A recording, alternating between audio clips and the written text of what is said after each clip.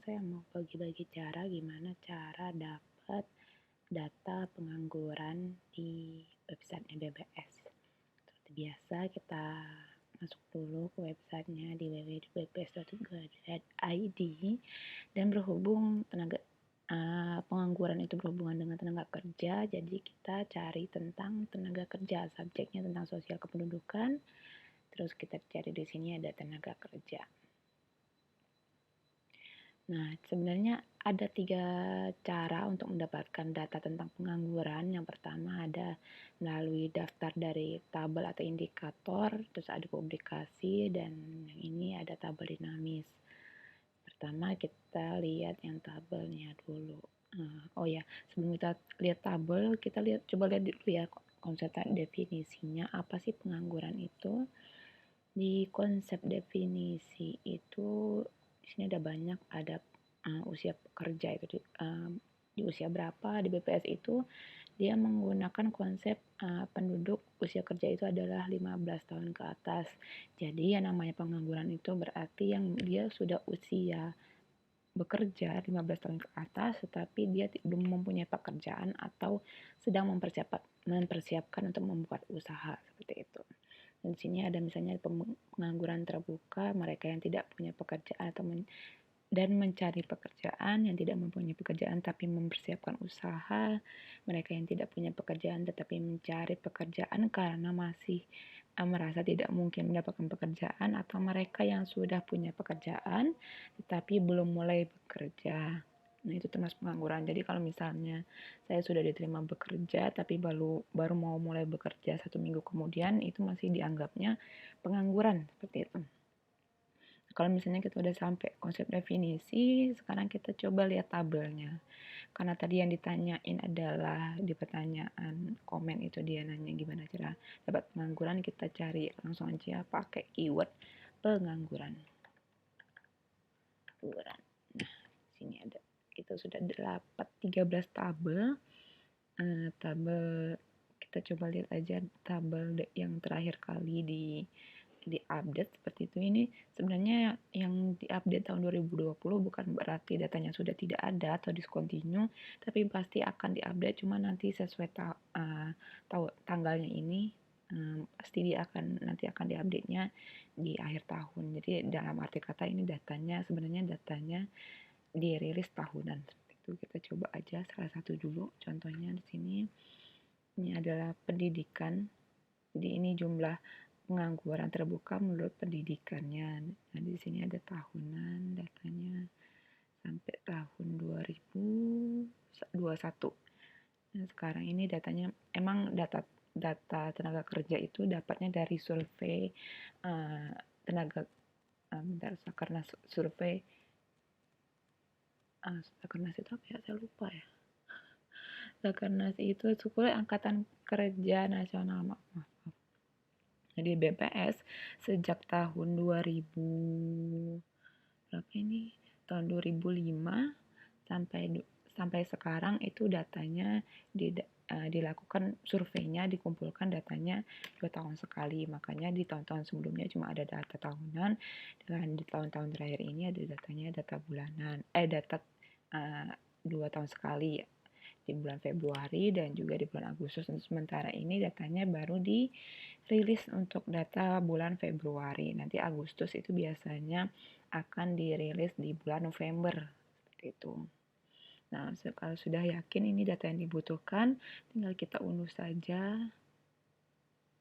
Selesai, terus kita lihat filenya.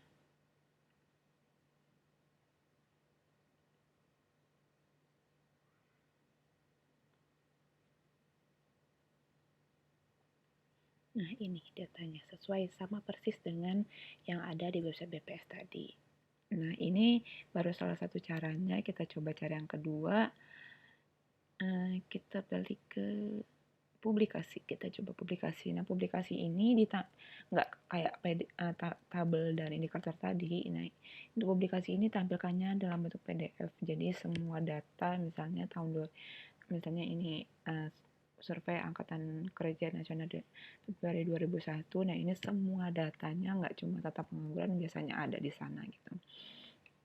Coba kita lihat dulu dengan metode yang sama, pengangguran. Nah, data ini khusus untuk status pengangguran sebenarnya untuk dengan subjek ini atau dengan judul ini cuma ada di tahun 2001 sampai 2006. Gimana dengan tahun-tahun setelahnya? Bukan berarti nggak ada. Jadi kita coba dengan keyword lain. Kita nggak usah pakai keyword. Kita lihat aja data-data publikasi terakhir yang ditampilkan di sini. Ada bukletnya, ada pekerjaan layaknya.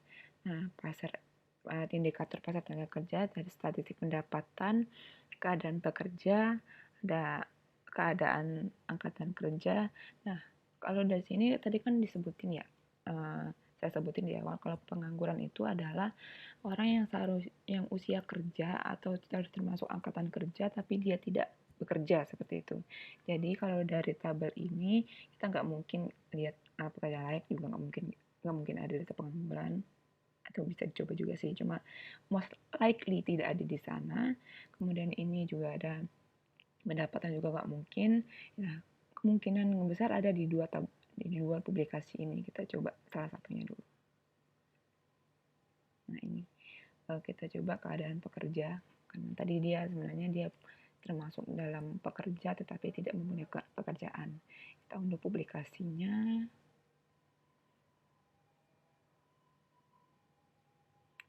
Ini agak lama, biasanya publikasi itu filenya lumayan besar, ada ratusan halaman soalnya. Kita search aja gampang ya,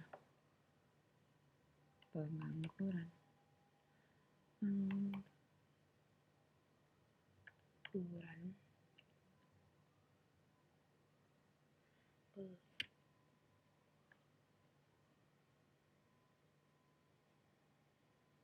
gak ada ternyata. Coba kita lihat ke keadaan angkatan kerja.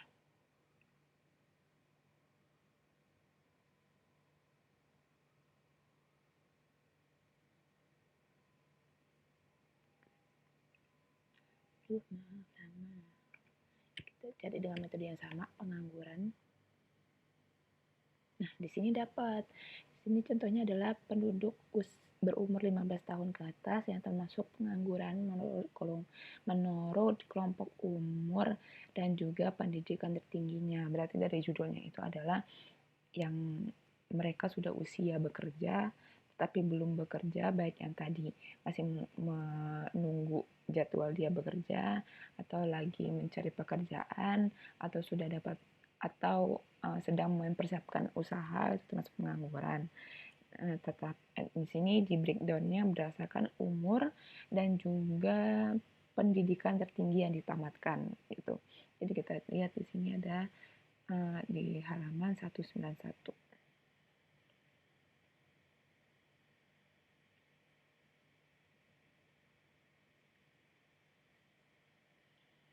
Baik nih.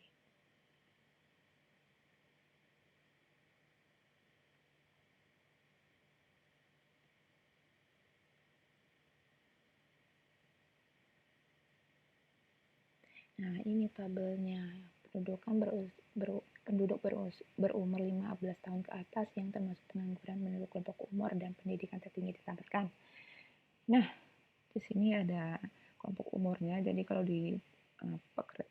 untuk tenaga kerja itu kelompok umurnya ada 15 sampai 19 tahun dan seterusnya dalam 60 plus. Di sini ada untuk pendidikannya belum atau tidak pernah bersekolah, tidak atau belum tamat SD, sekolah dasar, SMP, SMA, baik kejuruan maupun umum, diploma, universitas, dan total semuanya. Nah, di sini kan totalnya ada disebutkan sini ada hiddennya, katanya perkotaan dan pedesaan, laki-laki dan perempuan. Nah, kalau misalnya teman-teman mau lihat yang level di desanya berapa sih atau perkotaannya berapa, ini bisa lihat di sini nih. Perkotaannya berapa? Ini total laki-laki dan perempuan, berarti terus di sini ada yang di daerah desanya ada berapa laki-laki perempuannya berdasarkan kelompok umur dan juga status pendidikan tertingginya. Terus ini kebalikannya, ini gabungan perkotaan dan pedesaan, tetapi untuk laki-lakinya saja, atau kalau misalnya mau perempuannya saja di sini ada. Terus juga kalau misalnya ini perkotaan dan pedesaan untuk laki-laki dan perempuan. Menurut provinsinya juga ada. Terus ini dan seterusnya. Pokoknya kalau misalnya mau baca tabel itu baca semua keterangan, judul yang dibaca. Ini nih walaupun kecil-kecil dibaca teliti karena dia menjelaskan lebih rinci sebenarnya ini datanya tentang apa sih. Jadi jangan sampai kalau misalnya mau cari datanya laki-laki saja tapi ngambilnya yang laki-laki dan perempuan. Jadi teman-teman harus teliti gitu kalau misalnya ngambil data BPS karena datanya memang kompleks. Terus cara yang ketiga di sini ada tabel dinamis. Sebenarnya ini mirip-mirip dengan tabel atau indikator ini, cuma di sini kita bisa lebih fleksibel. Lebih fleksibel kita nggak perlu kalau tadi kan ada semua tahunnya ditampilin gitu. Kalau di sini bisa kita pilih aja yang kita butuhin apa gitu. Misalnya ini kelompok umur, kita mau tampilin 2020 saja atau kita lengkap 2020, 2018, 2016 gitu. Terus kita tambah. Terus di sini umurnya mau kita select semuanya juga boleh atau kita pilih tertentu saja yang sesuai umur kita. Misalnya kalau saya kan umurnya udah segini misalnya ya. Terus setelah kita pilih baru kita tentukan layoutnya. Nah gitu. Hasilnya bisa diunduh mau dalam bentuk Excel atau CSV atau XML atau PDF gitu. Biasanya sih kalau misalnya mau yang gampang untuk digunakan kembali adalah pakai PDF, pakai Excel, maaf. Kita lihat yang Excel. Yes. Nah, ini datanya sama persis. Nah, memang beda kalau di tabel dinamis itu dia umumnya biar lebih singkat atau lebih lebih ringkas gitu dibuat datanya misalnya 2 angka di belakang koma atau 3 angka di belakang koma. Cuma kalau misalnya teman-teman download datanya biasanya itu tuh lebih rinci gitu deh cara dapetinnya. Jadi kesimpulannya adalah kalau misalnya mau dapat data pengangguran sesuai dengan pengangguran itu berhubungan dengan tenaga kerja, kita lihat di sosial dan kependudukan. Terus di sini ada 3 cara untuk mendapatkannya, ada tabel indikator, ada publikasi, dan tabel dinamis. Gitu. Baik, gitu aja sharingnya. Nanti kalau misalnya ada butuh cari data lain bisa di komen di bawah. Terima kasih.